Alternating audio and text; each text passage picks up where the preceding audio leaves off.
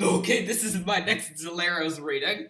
And this time it is the Bow Lake Mystery. I have no idea why I'm reading a book of them being underwater. They've got snorkels on, so let me see if this is funny. It's another book with Dr. Weevil in it, so let's read this one.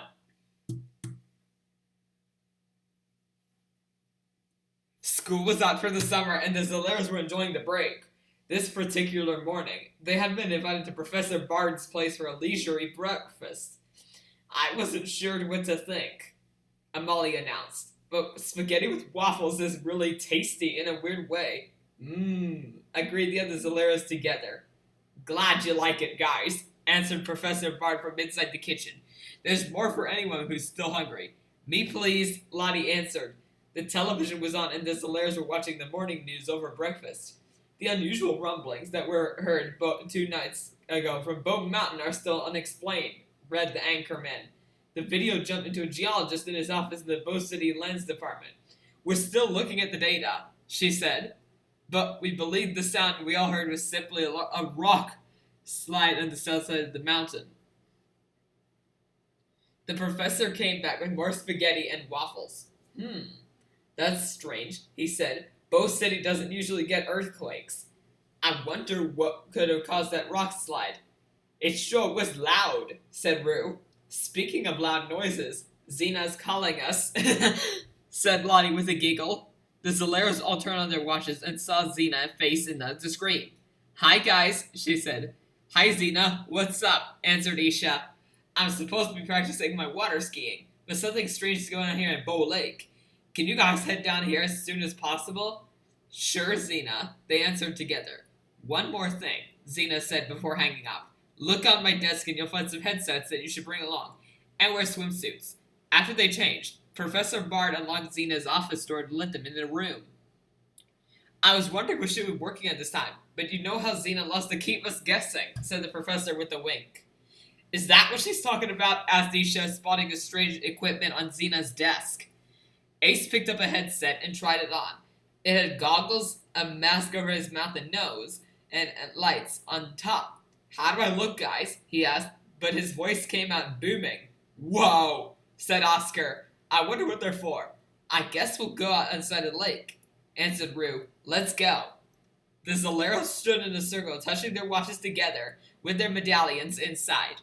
Together they chanted, 4 points of the earth, moon, and sun. Unite together and become as one. To Bow Lake shall we go! They arrived at the shore of Bow Lake, but it wasn't how they remembered it. Zena was waiting for them in this wetsuit, but the water was really far away. You can see why I called you guys, said Zena, walking to meet them. The water level in the lake had gone way down. Come and see. She led them across the smelly mud and seaweed that was normally underwater to where her friend Alfonso's boat was stuck in the muck. Alfonso usually pulled Zena when she was water skiing, but it looks like his boat was going anywhere soon. Hey, Zena, are these the friends you told me about? Asked Alfonso when they arrived. I don't know if they'll be able to figure this out. It's a real mystery to us to why such the water has just disappeared. Zena led the kids past the boat for another minutes just as they reached the water's edge where Zena's jet ski was parked. I had to look around here already, but you guys know how big Bow Lake is, Zena said. It would take days to check out the whole area, and the water level is going down quickly. Maybe we have a look underwater, suggested Isha. That's what I was thinking too, answered Zena. Did you bring the headsets I told you about? Sure thing, Zena, answered Oscar. What do? Well, the mouthpiece helps you breathe the oxygen in the water just like fish gills, Zena explained. I'll modify them by adding voice amplifiers. I'll say, whispered Ace. And powerful headlamps. I was making them for you for a surprise diving trip, but I guess it's an early surprise. These are great, Zena, exclaimed Lottie. Thanks. My pleasure, Zena said, smiling. There's one other thing, too. She moved to the jet ski and pressed the purple button on its control panel. It started buzzing and whirring, and before their eyes the whole machine folded, shifted, and completely transformed into something that looked like the nose of an airplane with a propeller behind it. This isn't just an ordinary jet ski. It's another invention of mine called a hydrojet. Xena explained to them. Hold these handles and it'll tow you along underwater. That's cool, Xena, Rue said enthusiastically. Glad you like it, said Xena. Well, I'd better to get back to helping Alfonso with the boat. Good luck, guys, and stay safe. Oscar handed off flippers to everyone from his backpack, then put on the headsets and placed the hydrojet in the water. Ace put a special doggy headset and flippers on for Zorro, and they were ready to go. Going in the water, are you? said a high-pitched voice behind them. Wait, said a shocked Ace. I know that voice. They all spun around to see a little old man with fuzzy white hair standing there toward the lake with his cane. Oh, I thought you were, mumbled Ace. Be careful in that lake. You'll never know what might run to. The old man warned them and then shuffled away snickering. That was weird, Ace whispered. I thought I heard Dr. Weevil. The others nodded and Molly said, he did sound the same. Anyways, let's go. I'm ready for a swim. They dove in and turned on their headsets. The lights brightened up the whole area so they could swim along the bottom of the lake and still see normally. Does this sound okay? Asked Ace underwater. He heard everyone at normal volume and gave them a thumbs up. If the water is draining out, it must be going out of the bottom. Rue suggested. Why don't we head to the middle of the lake and then dive down where it's deepest? Good idea, answered Molly. I've never been to the middle of Bow Lake before. The Zolaris made a chain holding each other's ankles with the Molly drifting the hydrojet. She turned it on and then shot through the water towards the middle of the huge lake. When they got to the middle, Molly pressed the purple button on the hydrojet and it transformed back into a flashy jet ski. Ace and Molly zoomed up with the jet ski to search for something suspicious, while the others dove down and looked for clues. Oscar, Isha, Zorro, Lottie, and Rue were at the bottom of the lake searching around, but most of what they saw was sand and rocks, and the occasional surprised fish. Suddenly, Isha whispered, Guys, look! She was pointing to the distance where they could see 3 big, dark shapes swimming. There aren't any sharks in Bow Lake, are there? Asked Oscar. I don't think so, Isha answered, but I don't know what these things are. Let's get the others down here. Rue called Ace and Molly using his wristwatch and told them about the big fish. They hurried back on the jet ski, jumped it into the air, and they pressed the purple button. The jet ski turned into the hydrojet in midair and dove along the bottom, pulling Ace and Molly along. When Zorro saw Ace coming, he barked and the 3 shapes dove quickly out of sight behind a pile of rocks. The Zolaris thought about going closer, but they were worried about that the fish might be dangerous. I don't know, said Lottie. They seem more afraid than dangerous. Maybe we should let them know we're friendly. The others agreed, so Lottie called into the fish in a cheerful voice. Hi, we're the Zolaros. We're not here to hurt you. We're just trying to find out why the lake is emptying. One of the fish poked its head out from behind a rocks, and they saw it wasn't a fish at all, but a young man. Zorro, be careful, shouted Ace. Zorro had gone sniffing out towards the rock pile, and now he was just in front of it. He barked again and 3 surprised creatures popped out. They turned out to be a man, a woman, and a real fish. Zorro and the striped fish started circling each other, sniffing, and then suddenly bounced on each other. Zorro, called Ace worriedly, but it became clear that the 2 were only fighting and frolicking like puppies. Sorry about Scruffy, said the woman swimming up to them. He's a good dogfish, but sometimes he gets so excited with strangers. I'm Miranda, and this is Mervin. We're from Merbo. The Zolaris introduced themselves to the lake people. They looked almost normal, except their feet and hands were extremely long and webbed like duck's feet. They also had fins on their backs, just like fish. Most especially, they could breathe underwater. You don't look like the mermaids in the movies, Molly said to Miranda. I guess not, Miranda said, laughing. Where are you guys from? We're from the surface, the land, said Oscar carefully, and we're trying to find out why the lake is draining. Maybe we can work together, said Mervin. We're trying to find out where all the water is going, too. It's causing lots of problems for us Merboians, and it could stop our city with real trouble. The Zolaris agreed to help. Great, said Miranda. In that case, you should come to Merbo with us to see what's happening. Where is Merbo? Ace asked them. Not too far away, answered Mervin. Are you ready to swim? The Zolaris grabbed the hydrojet and made their chain ready to go. The Merboians led the way, cutting through the water like dolphins, and had to stop and wait several times for the hydrojet to catch them up. They came over hill, and the Zolaris laid eyes on one of the most amazing places they had ever seen. Giggling gumballs! That's beautiful! Exclaimed Lottie.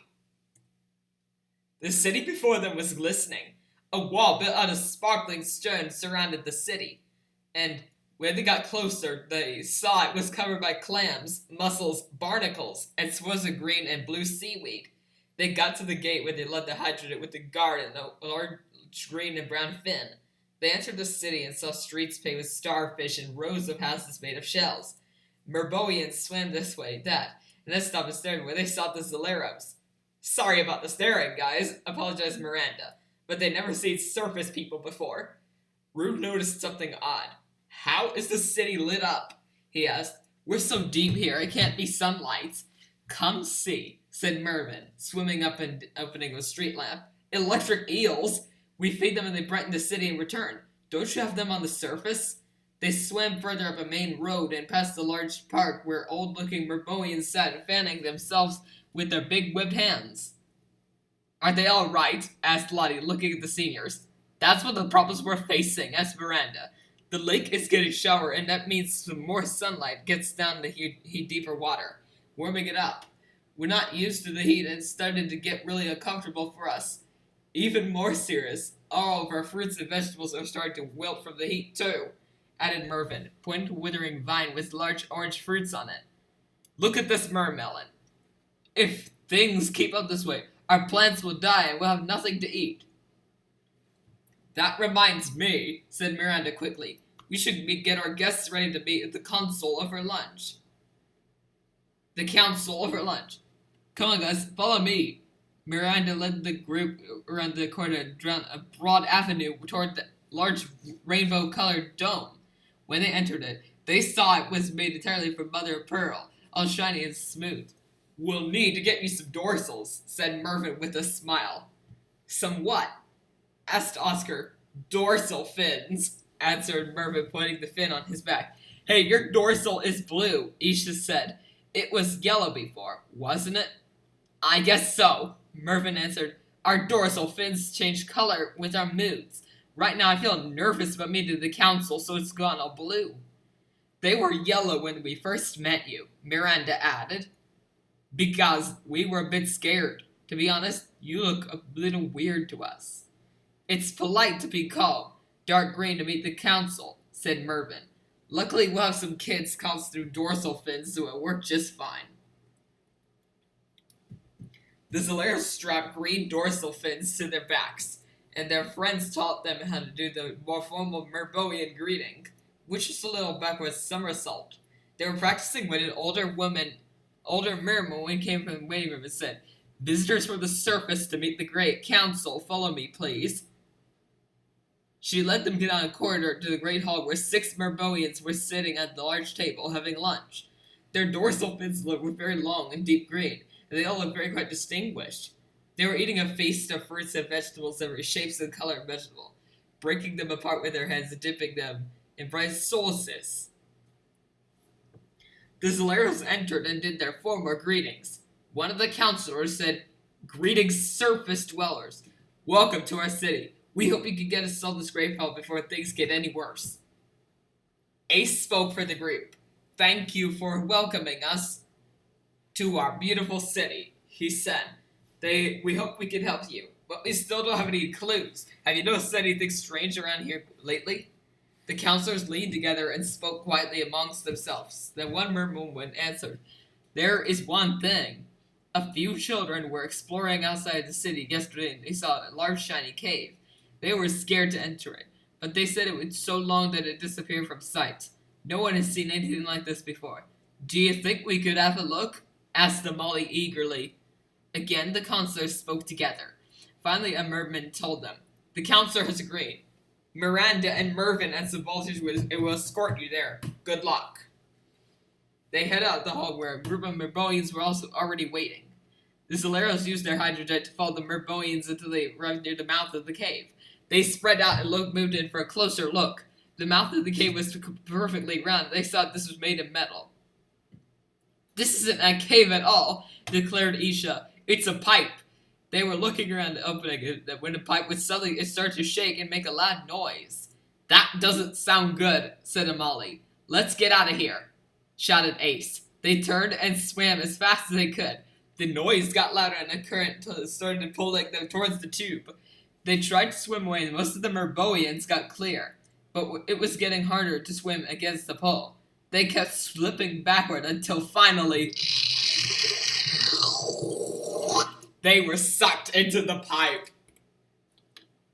The Zolera swirled and tumbled in the water as they were sucked along at the length of the pipe. It seemed to go on forever as spinning them around and around. They almost thought they couldn't stand it anymore when all of a sudden they were spat out in still, bright water. They had reached the other end. Is everyone okay? Asked Lottie. Zoro barked. I'm okay, said Aish. We're fine, said Oscar and Isha together. Oh, I feel dizzy, but I'll make it, said Rue, holding his head. I'm fine too, said Mervin. Mervin? The Zoleras all said at once. 7 of them had come through the tube, including Zoro, but they had Mervin with them instead of Amali. The Hydrojet was missing too. I hope the others were safe, said Lottie. I bet Amali was able to swim away fast enough. Let's call and find out. Ace suggested. They called Amali using their watches and found out that everyone here was fine. I'm glad to hear your guys are okay too, Amali said. Where are you guys anyway? Should we follow you? We'll look around a bit, then call you back, Oscar said. It might be dangerous here. They knew they were close to the surface because the water was bright, so they swam up to see where they were. Mervin was already feeling hot, so he stayed at the bottom with Zoro. When they broke the surface, the Zoleras were amazed. They were in a giant pool on the side of the Bow Mountain. Down distance, they could see Bow City. This pool must be related to that explosion the other day, Rue said excitedly before diving down to tell Mervin the news. On the way, they spotted something stuck to the tube that they hadn't seen before. It looked like a chain of huge glass bubbles on its side that was an enormous machine. That's a pump, exclaimed Oscar. So now we know what's happening in the water. Someone's pumping out of the mountain, but why? Suddenly, some man who walked past the glass bubbles. Dr. Weevil, hissed Ace. Hide! They ducked and stuck to their ears to the glass to listen. I've told you 100 times, nincompoops, Dr. Weevil was yelling. After we fill up this reservoir, we'll blow up the rock wall holding the water and flood Bow City. The Zoleras looked at each other and shocked. Now they have 2 cities to save, Merbo and their home. We've got to turn off that pump, said Oscar as they swam out to meet Mervin. As Mervin listened to the story, his big eyes grew bigger and bigger. You mean we're on the surface? Above the surface? He asked, his dorsal fin turning bright yellow. Don't worry, Mervin, Lottie said with a reassuring pat on his arm. At least we're still in water. The Zoleras looked around and they saw around the bottom of the reservoir and it collected big rocks that used to try to smash the glass bubbles. That way they could be able to get in and turn off the pump. Together they carried their rocks to the tube and swam with the rock face near it so they could drop the rocks in the glass bubbles. They all counted. 1, 2, 3 and started hefting the rocks under the glass. At first, nothing happened. The rocks landed with loud bumps and just slid off the glass. The Zoleras kept dropping rocks until Isha said, Look, it's cracking. A spiderweb of cracks was forming on the glass surface. So the Zoleras aimed at the cracks and continued dropping rocks until smash! The glass exploded inward and water rushed to fill in the bubbles. They heard the alarm go off inside before it drowned the seeping water. Mervin dove inside the boat housing the machine, which is now filled up with water. The Zoleras followed. Looking around quickly, Oscar spotted a huge lever. I think that's the off switch, guys, he called, and they hurried to the lever. All of them grabbed and pulled, but it wouldn't budge. Stop right there, Zolera, was a high-pitched voice that lasted above them. They turned around and saw a mini machine floating outside the glass. Dr. Weevil was at his controls. Oh, it's going to be fun squeezing you.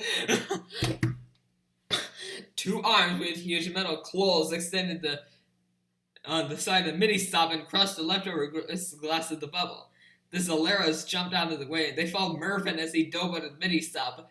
The great machine turned slowly, and they were already getting away from it. Not so fast, Zaleros! Yelled Dr. Weevil. Now! At his command, 10 more mini-stops with giant claws zip out of nowhere and surrounded the group. We're in trouble now, said a stunned Ace. The Zaleros started coming closer to the Zaleros, their claws snapping open, closed menacingly. I know a trick that we used to play as kids, said Mervyn quickly. His dorsal fin was bright purple. Quick, everyone swim in a circle. They followed him swimming into a round circle and saw what he was planning. The mud at the bottom of the reservoir started to rise up, making the water cloudy. In a minute, they were hidden. The Zaleros held hands and swam away from the mini-stops through the muddy water. When it seemed safe, they stopped and hid behind a rock.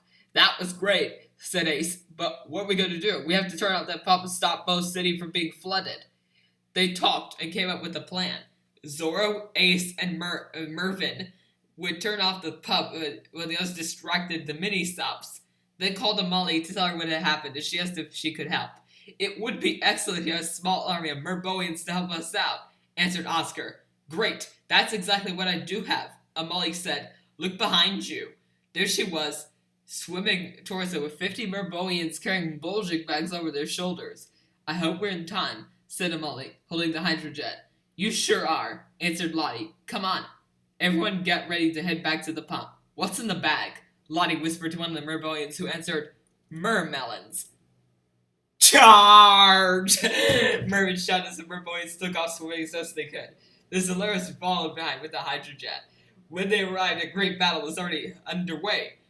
Redfin Merboians were zipping around, hurling mermelons at the subs, which splattered and covered their windshields with the orange pop.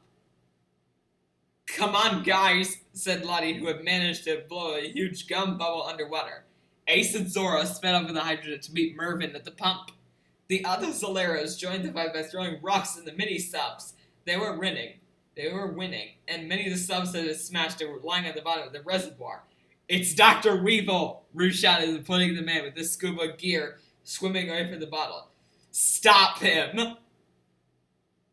Meanwhile, Ace, Zoro, and Mervyn swam toward the control switches for the pump. How are the three of us going to turn it off? Asked Mervyn. We tried with 7 and it wouldn't budge. You see, said Ace with a grin. Zoro grow. Zoro started ballooning until he was the size of an elephant. That's some dog, said Mervyn with a laugh. Together, the Zaleros, the Merboian giant dog, pushed with all their might, but managed to turn the lever with the opposition. The pump shuddered to a stop. What's going to happen now? Asked Ace. Where will the water go? I think that's your answer, Mervyn shouted. Look out! One of the mini subs was zooming towards them. The water was draining everything back down the pipe. Ace shouted, Here we go again! As he was sucked down. Molly, Rue, Isha, Lottie, and Oscar called Ace to see if he was okay. I'm more than okay, guys, he answered. I'm great. All the water is back in Bow City, Bow Lake, and won't get flooded. Bow City won't get floated. And I have a surprise for you, too. Meet me at the Great Hall in Merbo. The rest of the Zaleros and their friends head back to the city, but the few Merboians stayed behind to demolish the tube so it wouldn't be used again. When they arrived, the returning group was greeted by the crowds of cheering and waving Merboians with shining gold dorsal fins. They swam up to the Mother of Pearl Dome and entered the Great Hall where Ace, Zoro, and Mervyn were waiting before the council. Thank you, Zaleros, for saving our city. We owe you a great debt, said one of the counselors. You're welcome, answered the Zaleros, blushing. What about the surprise you mentioned? Isha asked Ace. Well, one of the mini-subs crashed, Ace explained. We caught the driver to reveal it was him. Giant Zoro stepped aside to reveal Dr. Weevil, looking terribly grumpy. What? Said Molly, looking shocked.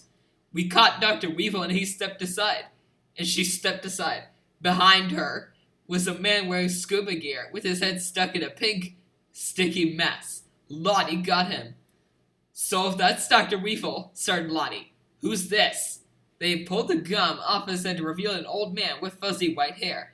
It's the man from the lake shore, said a surprised Ace. Dad, called Dr. Weevil. You think? Don't talk to me, said Weevil Sr. grumpily.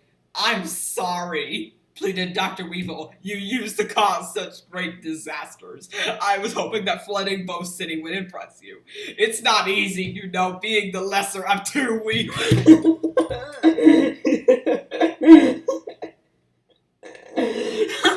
It's not easy, you know, being the lesser of two weevils. Weevil Sr. forgave Dr. Weevil and moved to give him a hug.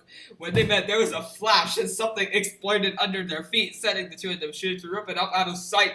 They've escaped, exclaimed Miranda. They must have had some sort of rocket, said Rue. Sometimes you just really have to appreciate Dr. Weevil's sneakiness. They all laughed, and the Zolaris said goodbye to their Mervoia friends. We'll try to visit sometime soon, Oscar said to Merman and Miranda. That sounds great, they answered. The Zolaris made a chain behind the hydrant and soon to wait, waving goodbye. They arrived at the shore and crawled out of the water. Just then, Xena came water skiing behind Alfonso's boat. When she saw them, they waved and she screamed and fell into the water. Oh yeah, our dorsal fins, giggled Lottie. She must think we're monsters. Not again.